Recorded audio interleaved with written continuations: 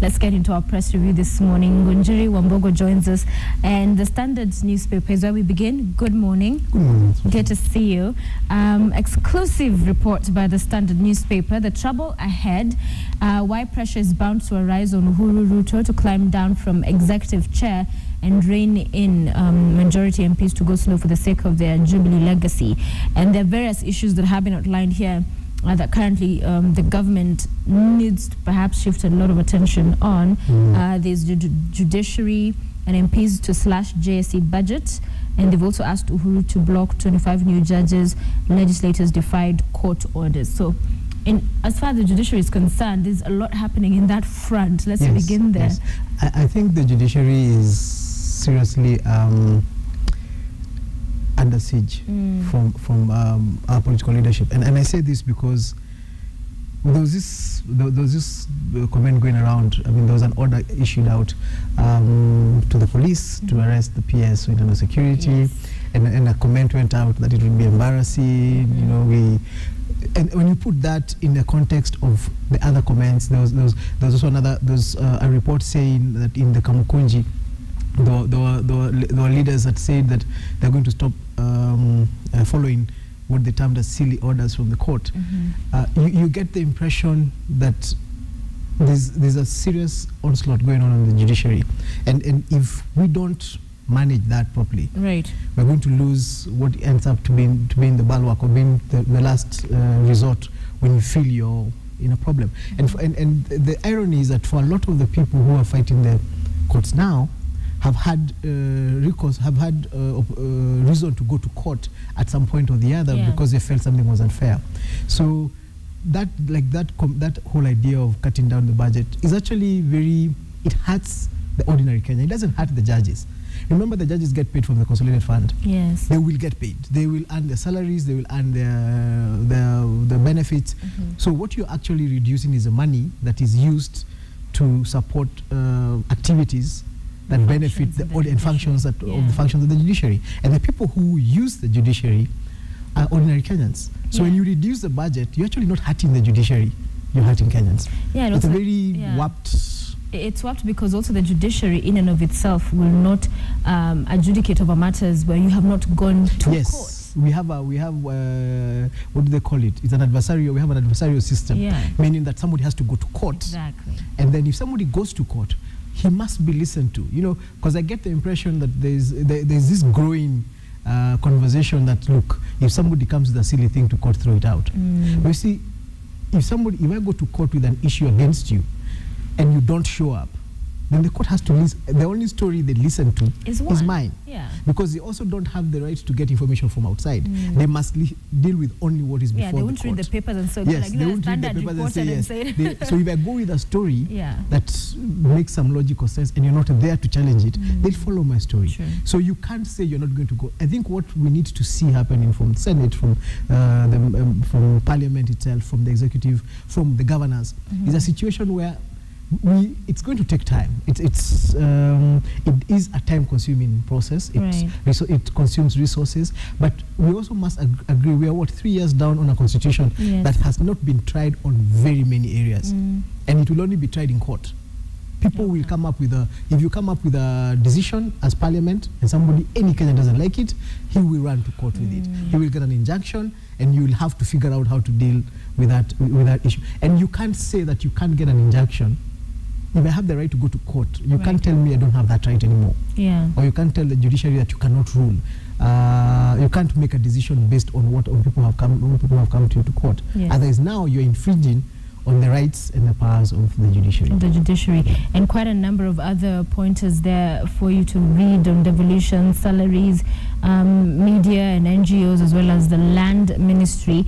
That report continues on page 6 in the Standard. Then, do you want a second wife? MPs now change mind on permission from number one. Ngunjiri, the last time we spoke about this story. It was just at the end of the interview. So it was just at the end. To walk away. That's an interesting conversation. I was just reading through that, and I had some of the comments that, especially the Bill MPs were making.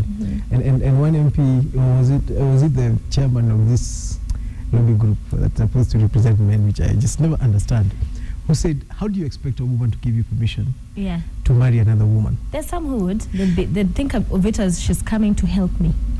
In this day and age. Things have changed in Ngunjiri. I'd be very surprised. I'm sure there's a small percentage. I'd be very surprised. However, I think that's it's actually an interesting conversation, because the people who have been doing polygamy, we have several aspects under which polygamy operates. Right. One, it's religious. If you happen to be in a religious, you come from a religion that allows you to have more than one wife, that's already structured. There's already a way of how you get. You can do that. And then we have the people who have been doing the customary law. So what this particular law is coming in to tweak up the customary law and say that for you to marry, your first wife must give you permission. Now, there's a process of how customary marriages work.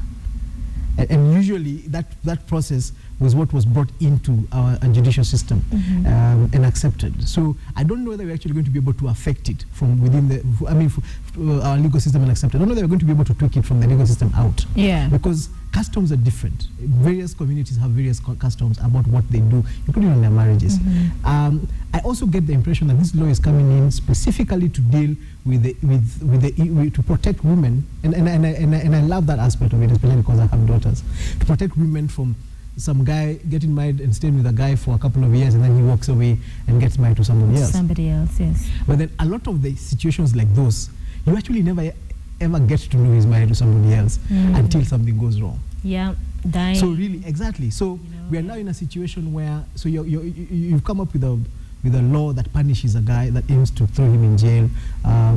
Was it for 5 years or something? Yes. But then you never really get to know that he's married to somebody else until he's dead. And we already have a matrimonial law that dictates what must happen if somebody has another family. So what's going to happen to that law? So I think I was reading through it. I've been looking at how the discussions around that law, and sometimes you get the impression it's a conversation, it's a social conversation that they're trying to craft and put in laws, and I don't know how practical that is going to be. How practical it is. Yes. But definitely, I was reading an article by one of the family lawyers, and she was talking about how there really needs to be clarity, especially as far as laws touching on marriage are concerned, because as you said, the biggest problems and challenges come after somebody dies. Then it becomes chaotic and madness. But we'll watch and see the developments coming from that. Page it has been a funny conversation. It has, and you did not tell us your thoughts on seeking permission, but no, if it was practical, yes, I'll go for it. I'm not planning to get another wife, so it's important that out. You say that. Yes, I'm out of that conversation. Okay, Kenya faces population crisis as 43% of pregnancies are unintended.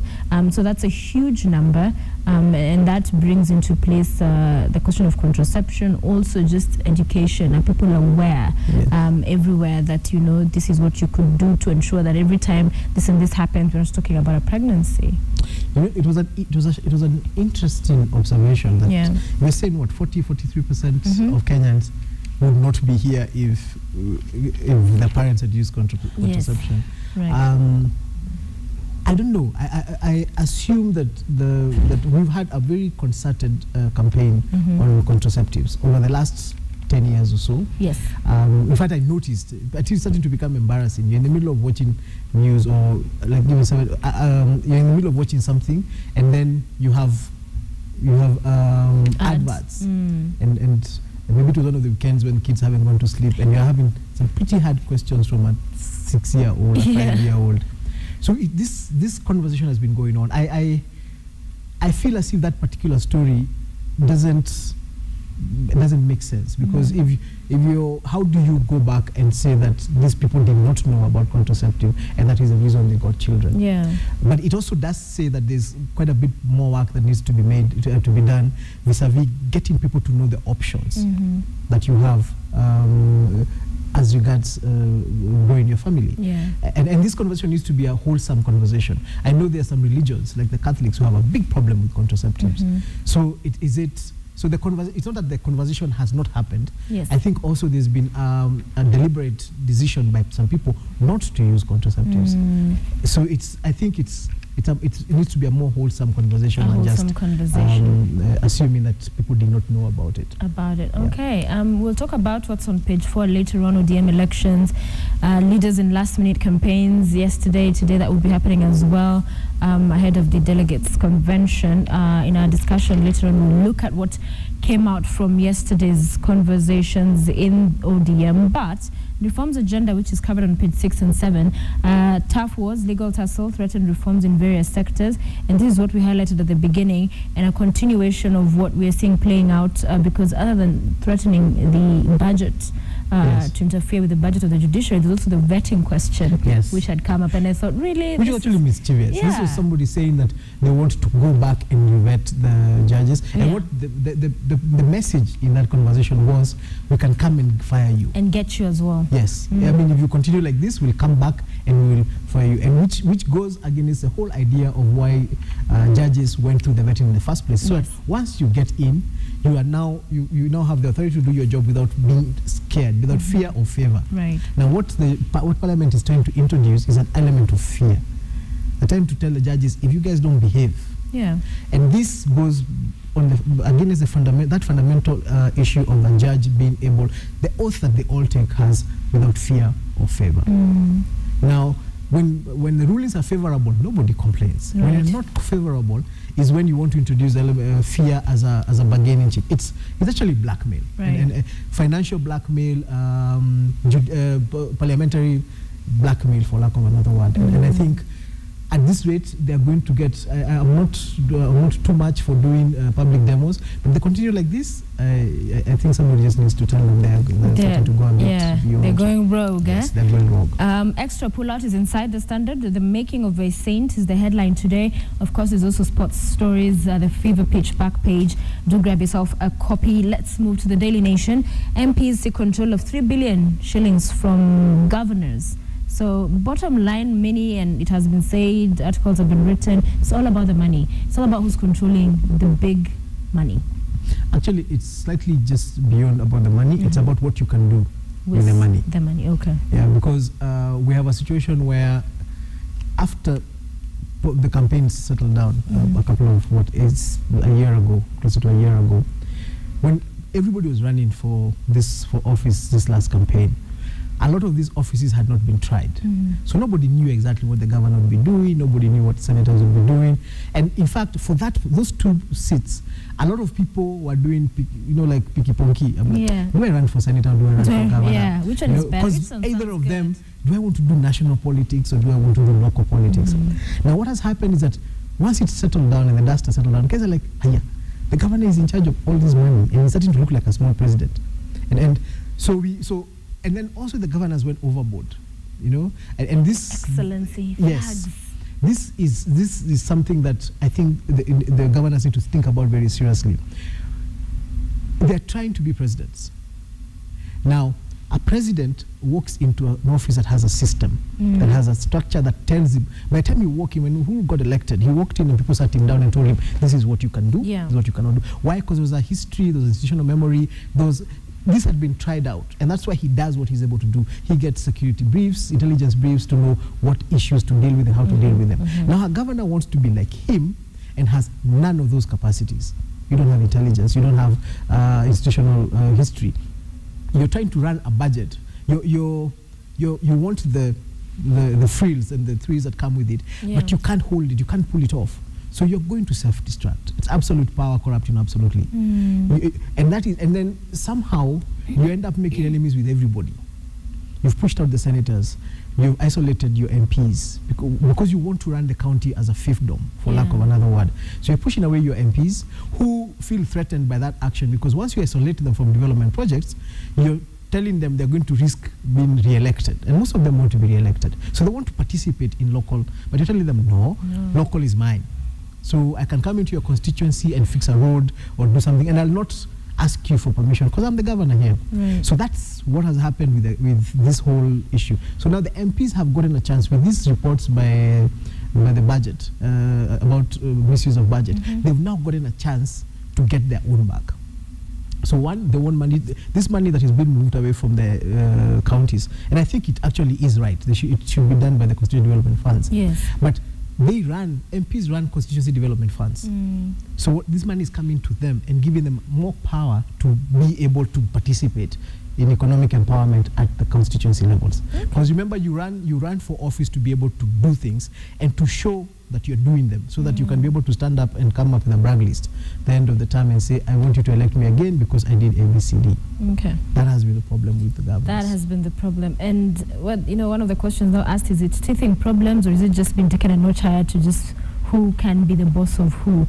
That is one of the questions that comes from that, because as you said, for them it's new, there's no institutional memory. It's never been done before. So are these teething problems just because everybody's trying to figure out, as you said, some could have decided to run for governor, senator, not quite sure or clear about all the roles and functions, and you think you're going to have this kind of mandate, and then turns out the constitution, if you read it clearly, stipulates a whole different... It's a whole different ball game.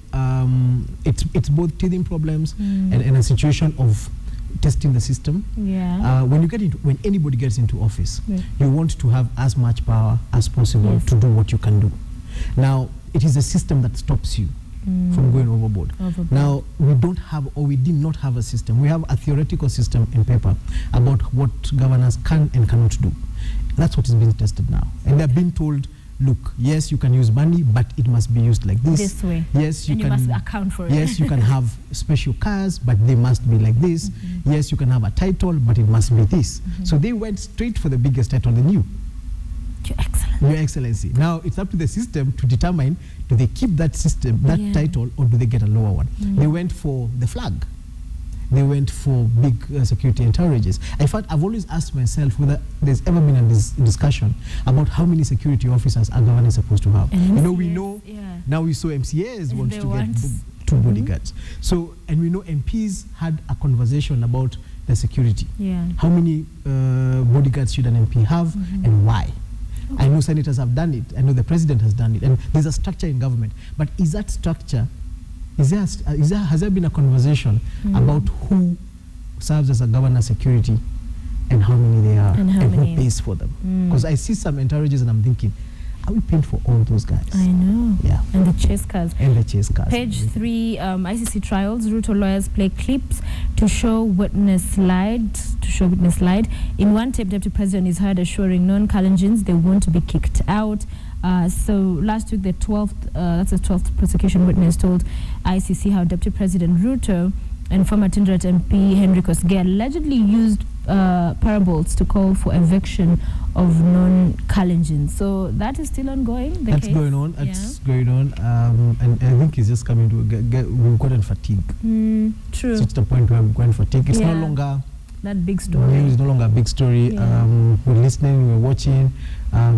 It's been a disappointment to quite a number of people how it's going, but hey, we're just going to watch. Yeah, again, 4 and 5 on the Daily Nation covers the ODM elections, which we'll be talking about later on. But governors misused county cash. At the back page of the Daily Nation, county chiefs illegally spent 30 million shillings and did not follow the right process, and reveals a report. And we have here the Senate Finance Committee chair as well.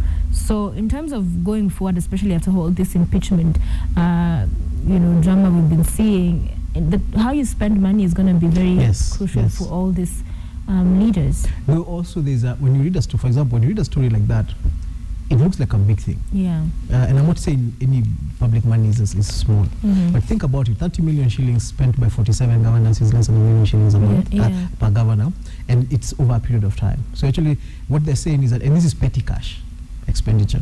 Again, coming back to the question I was raising, the structures, the financial management structures are being formulated nearly on the run. Because remember those councils, national county councils before, the county councils before that are the ones that gave way to the governors. But for a lot of these governors, they walked in saying they don't want to be like the county councils and turning around everything. So it's back to what you said. It's teething problems. It's lack of parameters of operations that had not been set. It's going to take us most probably 5 years to create structures of what a governor is supposed to, how a governor's office is supposed to function. For me, I feel it's quite unfortunate. It's both a good thing and a bad thing, because this particular set of governors are going to be our guinea pigs. We're going to test out on them how impeachment works. We're going to test out on them whether you can be actually thrown into jail. In countries like Nigeria, I was reading that in every electoral system, you have quite a number of governors who actually get thrown into jail. Wow. Okay. Because of this. Yeah. So this is going to start happening here as well. Wambora got impeached. He went home. I have a feeling some of the governors will actually end up going to jail if they don't learn anything from this. And there are 47 governors. You will most probably have a couple of them who will actually have cases, criminal cases in court. Yes. Okay, it's the Star newspaper. I don't have to be president. That's what Raila is saying. ODM leader promises free and fair party polls. Again, we'll dwell a little bit on that in the conversation on ODM, because doesn't the ODM constitution say that whoever is party leader is going to be the presidential candidate? Yes. We'll have that conversation later. MCAs now demand 2 bodyguards. So these guys are saying that issuing a set of fresh demands to the government to improve their working conditions, which could cost a total of 10 billion shillings. Yes, 2,100 MCAs. Yes. Translates to 4,200 officers. Yes. Being allocated to them. And that's not all they're asking for. They're asking for personal assistance. They're asking for messengers. Yeah. As I said, we are learning. Devolution is a totally new animal for us, and people in office will want to get everything they can get. Yeah. I think for me, what I feel is happening is that we lack a structured people's voice, which ideally should be the opposition, to hold back the people in power from getting these things. Unfortunately, it doesn't even seem to arise, because it doesn't matter which side of the political divide you're in. On issues like this, everybody is united. On the issue of getting more money, getting cars, getting bodyguards, there's no opposition. There's this is a government position and this is the opposition position. On that one, they are all on the same page. So maybe what needs to happen in Kenya, and maybe this needs to be a call out for civil society and other non-government organizations to start thinking about how to make the people's voice be heard on this kind of issues, because it will go. I mean, power doesn't concede anything. It will keep going and keep going for as long as I'm in an office where I can push an extra shilling for myself, an extra benefit for myself, and you can't stop it, I will push. So we must create structures to push back when things like this are suggested. To make it very politically expensive. Yeah. Because we also now have MPs on page 2. They don't want to be state staff, and we know why they don't want to be state staff. Yes, of course we know that. The reason why everybody would like to be a state staff, but for them the problem is that when you're a state staff, your salary is managed. You know, there's also a comment in one of the newspapers about the East African Lawyers Association suggesting that we now need to start thinking seriously about recalling MPs, because you know you can start recalling them from next year March. Okay. It takes you it most probably take you a year or so to collect signatures. Right. And I think this is a good idea, because we need to start making political leadership know it is expensive to do the kind of things they're doing. So if you start being the one coming up with saying you want to get more money from the public coffers, somebody wakes up and says, look, if you continue like this, we're going to throw you out. You will see a bit more balance in the kind of stuff they're doing. There's just been no balance. There's been no balance. Yeah. Page 3, Uhuru and Ruto out of the country the same time. Yes, that was an interesting day yesterday. We had the Speaker as acting president for a couple of hours, because ideally that's what happens in the Constitution. That the Speaker becomes the acting president. And this, according to this story, of course, has been the argument they've used at the ICC, that why, at least when Uhuru is out of the country, the DP must be here, is because they cannot be, you know, both of them cannot be out of the country at the same time. Yeah. So that's going to be knowing how ICC works, I have a feeling Bensouda is going to jump on that. Yeah. It will be interesting to see how Ruto's defense team deals with it. But then also, I'm sure the government would argue that the president was just across in South Sudan. I mean, if something happened, he's going to be able to just jump back in and get in. But yes, it was an interesting, because this has been a very strong argument at the ICC, that we can't both be out. It was used at the ICC, it was used at the UN Security Council. It's been used as an argument as to why excusal was necessary. Yeah. Now, yesterday, as much as it was for a few hours, it's going to be used. Suddenly, it's going to be used. Because actually, right now, Bensouda is already looking. She's appealing. She wants. Yes. So this just gave another reason. Yeah. Because she already saying she was going to appeal the deputy president's excusal. Right. Yeah. Waitito's was quite a number of them. Continue. Waitito's daughter wife in 25 million shilling suit. So they've been sued by a relative of an alleged debt of 25M. And there was what was standing out as well with him and getting into office after his appointment as well. She's still hanging. Which is still hanging. Nobody knows. Yeah. So. He's also got a case against. He appealed against Kidero. And there was a lot of money on that as well. Those are the kind of things that people are getting annoyed about the judiciary. Yeah. But you can't, because the minute you stop anybody from being able to go to court anytime they feel that they need to go to court, then you actually start breeding in resentment, because if I can't go to court for my issues, I'm going to look for another way to sort them out. Right. So let's let the court deal with this. We just hope they're going to move a lot faster. All right. Finally, the People newspaper, the orange is the headline. No one but a Babu Orengo tells ODM MP snatched 3.4 billion shillings fund from governors. But TNA tussle over polls escalates. One group insists on elections, while another says time not ripe. Page 2. I spoke to Onyangolo, the Secretary General, and he says they were elected because that was the biggest. Sakuda was saying they were appointed. He says in their former, before it transformed into TNA, there were elections and they're in office up to 2017. And the question of money and whether it was mismanaged or misappropriated, those explanations have been issued. But is it interesting for you that this is happening as the tussle in TNA? I have a feeling. You see, if you look at all the newspapers, ODM has been hogging the front pages on the key stories nearly the entire month. And I think TNA is starting to feel the heat, because in politics, there's nothing like bad publicity. Yeah. The fact that people are covering you because of fighting, arguing about delegates, arguing about lists, people are talking about ODM. And I think TNA has reached a point that they realize, hey, boss, no one is talking about us. Can we come up with some? I'm not saying somebody came up with a controversy for the purposes of this, but you can feel that thing of how come nobody is noticing what's happening to us, and this becomes an opportunity to raise issues and try and bring yourself in the front page, because some of the arguments I'm hearing being made, yes, the officials in TNA are less than a year old, right? So for sure you can't start arguing about whether they were selected or elected. They could have been done for the period of the elections. Right. But I also feel that they are members of parliament, and not just in TNA. What happens is that when you're a member of parliament, you're scared of people who are not in parliament owning the party. Because in the next election, you need that party ticket. You need to be the guy, you need to be the top person in that party in your place. Yes. So what we are seeing is people most probably trying to own their parties locally. Make sure, no, I am the guy, I am the chairman of this branch. Right. So nobody can come out. And those are the things that are going to be happening in TNA. Most probably going to be happening in URP very soon as well. And you're seeing Wiper is preparing for elections, Fort Kenya is preparing for elections.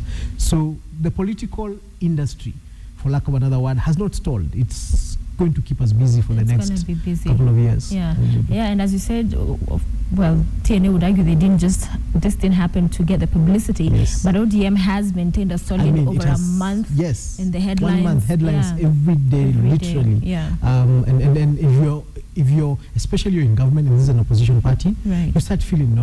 Why are we letting these guys get all this attention? Let's do something about it.